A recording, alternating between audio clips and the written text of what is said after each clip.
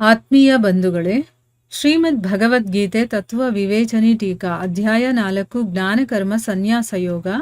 ಇದರಿಂದ 22ನೇ ಶ್ಲೋಕವನ್ನು ನಾವು ತಿಳ್ಕೊಳ್ತಾ ಇದ್ವಿ. ಓದ ಭಾಗದಲ್ಲಿ ಯದೃಚ್ಛಾ ಲಾಭ ಅಂತಂದ್ರೆ ಏನು, ಅದರಲ್ಲಿ ಸಂತುಷ್ಟನಾಗಿರೋದು ಅಂತಂದ್ರೆ ಏನು, ಈ ವಿಚಾರದ ಬಗ್ಗೆ ನಾವು ತಿಳ್ಕೊಂಡ್ವಿ. ಈಗ ನಮ್ಗೆ ಅರ್ಥ ಆಗಿದೆ ಅಲ್ವಾ, ಯದೃಚ್ಛಾ ಲಾಭ ಅಂತಂದ್ರೆ ಏನು ಬರುತ್ತೋ ಜೀವನದಲ್ಲಿ ಅದನ್ನ ಸಂತೋಷವಾಗಿ ಸ್ವೀಕಾರ ಮಾಡೋದು. ಇದು ನನ್ನ ಪ್ರಾರಬ್ಧಕ್ಕೆ ಸಿಕ್ಕಿದೆ ಅಥವಾ ಭಗವಂತ ಇದನ್ನ ನನ್ ಕೊಟ್ಟಿದ್ದಾನೆ ಅಂತ ಸಂತುಷ್ಟನಾಗಿ ಇರೋದು ಅಂತ ಅರ್ಥ ಮಾಡ್ಕೊಂಡ್ವಿ. ಈಗ ಪ್ರಶ್ನೆ ಏನು ಅಂತಂದ್ರೆ, ವಿಮತ್ಸರಹ ಇದರ ಅರ್ಥ ಏನು ಮತ್ತು ಇದರ ಪ್ರಯೋಗ ಇಲ್ಲಿ ಯಾವುದಕ್ಕೋಸ್ಕರ ಮಾಡಿದ್ದಾರೆ?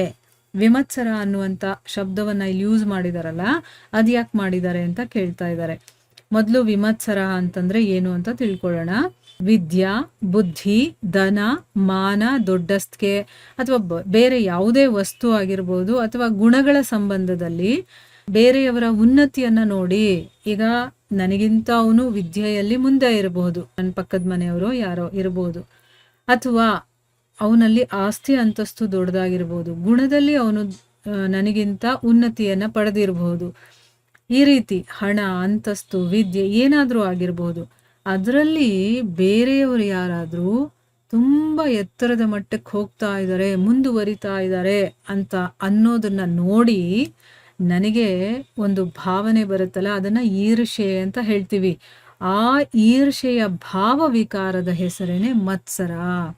ಅದನ್ನ ನೋಡಿ ನನಗೆ ಹೊಟ್ಟೆ ಕಿಚ್ಚನ್ನೋದು ಬರುತ್ತೆ. ಅಯ್ಯೋ, ನನ್ನ ಹತ್ರ ಇಲ್ವಲ್ಲ, ಅವ್ರ ಹತ್ರ ಇದೆಯಲ್ಲ ಅಂತನ್ಬಿಟ್ಟು ಇದನ್ನ ಮತ್ಸರ ಅಂತ ಹೇಳ್ತಾರೆ. ಅಂದ್ರೆ ಬೇರೆಯವ್ರ ಹತ್ರ ಇರೋದನ್ನ ನೋಡಿ ನನಗಿಂತ ಅವ್ರ ಹತ್ರ ಹೆಚ್ಚಾಗಿದೆಯಲ್ಲ ಅಂತ ನೋಡಿ ನಾವು ಹೊಟ್ಟೆ ಕಿಚ್ಚು ಪಡ್ತೀವಲ್ವ, ಅದನ್ನ ಮತ್ಸರ. ಅದು ಯಾರಲ್ಲಿ ಇರೋದಿಲ್ವೋ, ಕಂಪ್ಲೀಟ್ ಆಗಿ ಯಾವಾಗ್ಲೂ ಇರೋದಿಲ್ವೋ ಅಂಥದನ್ನ ವಿಮತ್ಸರ ಅಂತ ಹೇಳ್ತಾರೆ. ಯಾರಲ್ಲಿ ಮತ್ಸರ ಅನ್ನೋದು ಸದಾ ಕಾಲಕ್ಕಿರೋದಿಲ್ವೋ ಅದನ್ನ ವಿಮತ್ಸರನಾಗಿದ್ದಾನೆ ಅಂತ ಹೇಳೋದು. ತನ್ನನ್ನ ವಿದ್ವಾನ್ ಅಥವಾ ಬುದ್ಧಿವಂತ ಅಂತ ತಿಳ್ಕೊಳ್ಳೋದ್ರಲ್ಲೂ ಕೂಡ ಈ ಒಂದು ಈರ್ಷೆಯ ದೋಷ ಅಡಗಿರುತ್ತೆ.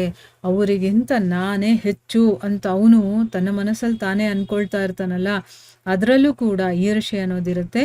ಯಾರಲ್ಲಿ ಮನುಷ್ಯನಿಗೆ ಪ್ರೀತಿ ಅನ್ನೋದು ಉಂಟಾಗುತ್ತೋ ಅಂತಹ ತನ್ನ ಮಿತ್ರ ಆಗಿರ್ಬೋದು, ಕುಟುಂಬದವರ ಜೊತೆ ಕೂಡ ಈರ್ಷೆ ಅನ್ನುವಂಥ ಭಾವ ಉಂಟಾಗುತ್ತೆ. ಈಗ ನನ್ನ ಮನೆಯಲ್ಲಿ ಇರ್ತಾರಲ್ಲ, ಅವ್ರ ಮೇಲೇನೆ ನನಗೆ ಈರ್ಷೆ ಇರುತ್ತೆ. ಅದಕ್ಕೋಸ್ಕರನೇ ಇಲ್ಲಿ ವಿಮತ್ಸರಹ ಅಂತ ಒಂದು ವಿಶೇಷಣವನ್ನ ಇಲ್ಲಿ ಪ್ರಯೋಗ ಮಾಡಿ ಕರ್ಮಯೋಗಿ ಆಗಿರುವಂಥವನು ಹರ್ಷ ಶೋಕಾದಿ ವಿಕಾರಗಳಿಂದ ಬೇರೆಯಾದ ಈರ್ಷೆ ಅನ್ನುವಂತಹ ದೋಷದ ಅಭಾವವನ್ನು ಕೂಡ ಇಲ್ಲಿ ಹೇಳಿದ್ದಾರೆ. ಅಂದ್ರೆ ಹರ್ಷ ಶೋಕವನ್ನ ಪಡೋದು ಬೇರೆ ಆಯ್ತು, ಅದೊಂದು ವಿಕಾರ. ಆದ್ರೆ ಈ ಈರ್ಷೆ ಅನ್ನೋದೇ ಬೇರೆ, ಬೇರೆಯವ್ರನ್ನ ನೋಡಿ ಹೊಟ್ಟೆ ಕಿಚ್ಚು ಪಡೋದು. ಇನ್ನೊಂದು ಹರ್ಷ ಶೋಕ ಅಂತಂದ್ರೇನು, ನಮಗೇನೋ ಸಿಕ್ಕದಾಗ ಖುಷಿ ಪಡೋದು, ಸಿಗ್ಲಿಲ್ಲ ಅಂತಂದಾಗ ದುಃಖ ಪಡೋದು, ಅದು ಬೇರೆ ಆಯ್ತು. ಆದ್ರೆ ಈರ್ಷೆ ಅನ್ನೋದೇನು, ಬೇರೆಯವ್ರ ಹತ್ರ ಇರೋದನ್ನ ನೋಡಿ ನನ್ನ ಹತ್ರ ಇಲ್ವಲ್ಲ ಅಂತ ಹೊಟ್ಟೆ ಕಿಚ್ಚು ಪಡೋದು, ಇದು ಬೇರೆ. ಇದು ಕೂಡ ಅವನಲ್ಲಿ ಇರೋದಿಲ್ಲ. ಇದನ್ನ ವಿಮತ್ಸರಹ ಅಂತ ಹೇಳೋದು. ಇದಕ್ಕೆ ಅರ್ಥ ಗೊತ್ತಾಯ್ತಲ್ವ? ಈಗ ಮುಂದಿನ ಪ್ರಶ್ನೆ ಏನು ಅಂತಂದ್ರೆ, ದ್ವಂದ್ವಗಳಿಂದ ಅತೀತನಾಗೋದು ಅಂತಂದ್ರೆ ಏನು?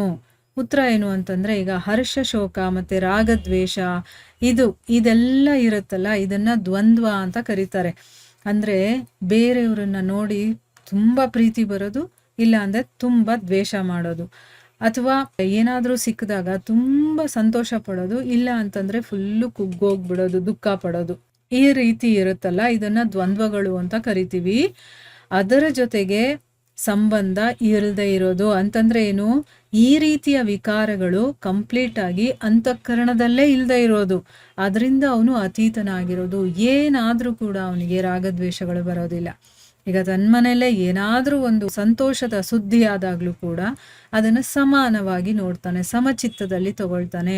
ಓ, ನಮ್ಮ ಮನೇಲಿ ಈ ರೀತಿ ಆಗೋಯ್ತಲ್ಲ ಅಂತ ಅವನು ಕುಣಿದಾಡೋದಿಲ್ಲ. ಅಥವಾ ತನ್ನ ಮನೇಲಿ ಏನಾದ್ರೂ ಒಂದು ತೊಂದರೆ ಆದಾಗ್ಲೂ ಕೂಡ ಅವನು ದುಃಖ ಪಡೋದಿಲ್ಲ, ಅಥವಾ ಬೇರೆಯವ್ರ ಮೇಲೆ ಅವನು ದ್ವೇಷ ಪಡೋದಿಲ್ಲ. ಎರಡನ್ನೂ ಕೂಡ ಸಮಚಿತ್ತದಲ್ಲಿ ಅವನು ನೋಡ್ತಾನೆ. ಅವನ ಅಂತಃಕರಣದಲ್ಲೇ ಅಂತ ವಿಕಾರಗಳಿರೋದಿಲ್ಲ. ನೋಡಿ, ಇಲ್ಲಿ ಬೇರೆಯವ್ರ ಮೇಲೆ ಅತಿಯಾಗಿ ಪ್ರೀತಿ, ಅದನ್ನು ಕೂಡ ವಿಕಾರ ಅಂತ ಹೇಳಿದ್ದಾರೆ. ನಾವು ಏನಾದರೂ ನಮ್ಮ ಜೀವನದಲ್ಲಿ ನಡೆದಾಗ ತುಂಬ ಸಂತೋಷ ಪಡ್ತೀವಲ್ವಾ, ಅದನ್ನು ಕೂಡ ಇಲ್ಲಿ ವಿಕಾರ ಅಂತ ಹೇಳಿದ್ದಾರೆ.